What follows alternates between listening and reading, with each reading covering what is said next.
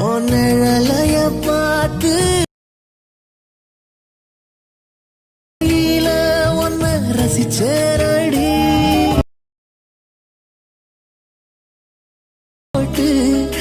வெக்கப்பட்டு நீங்கிட்ட எழுந்தேனடி. Hello guys, எல்லோரும் எப்படி இருக்கீங்க? நல்லா இருக்கீங்களா? நம்மளோட எஸ்எஸ் எடிட்டிங் சேனல் வந்து சப்ஸ்கிரைப் பண்ணாமல் சப்ஸ்கிரைப் பண்ணிவிடுங்க. பக்கத்தில் இருக்க பெல் பட்டனை கிளிக் பண்ணி ஆல் அண்ட் ஆப்ஷன் கிளிக் பண்ணிவிடுங்க.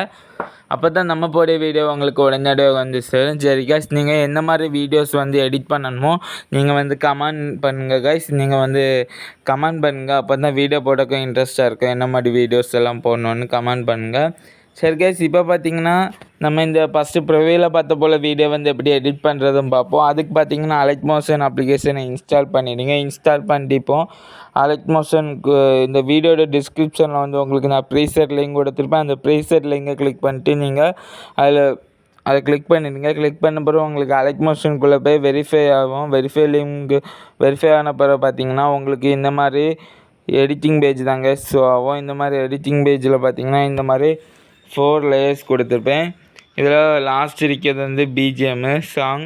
அதுக்கப்புறம் பார்த்திங்கன்னா நம்ம இப்போ வந்து ஃபோட்டோ மட்டும் ஆட் பண்ண போதும். இது வெரி சிம்பிள். நான் எல்லாமே கரெக்டாக செட் பண்ணி வச்சுருக்கேன் கைஸ். நீங்கள் வந்து ஃபோட்டோ மட்டும் கரெக்டாக ஆட் பண்ண போதும்.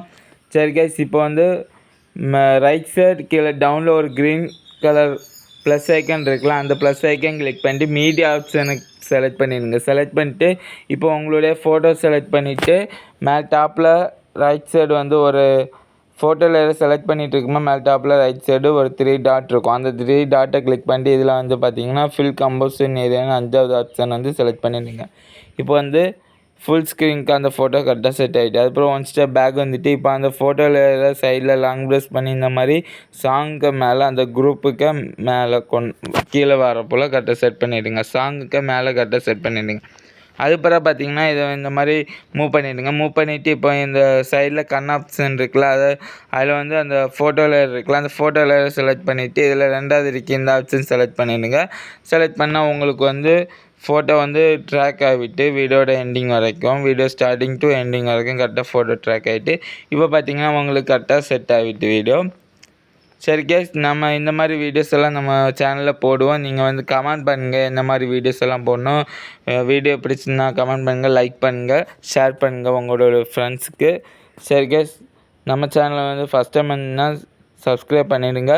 பக்கத்தில் இருக்க பெல் பட்டனை கிளிக் பண்ணி ஆரஞ்சு ஆப்ஷன் கிளிக் பண்ணிடுங்க. அப்போ தான் நம்ம போடைய வீடியோ உங்களுக்கு உடனடியாக வந்து சேரும்.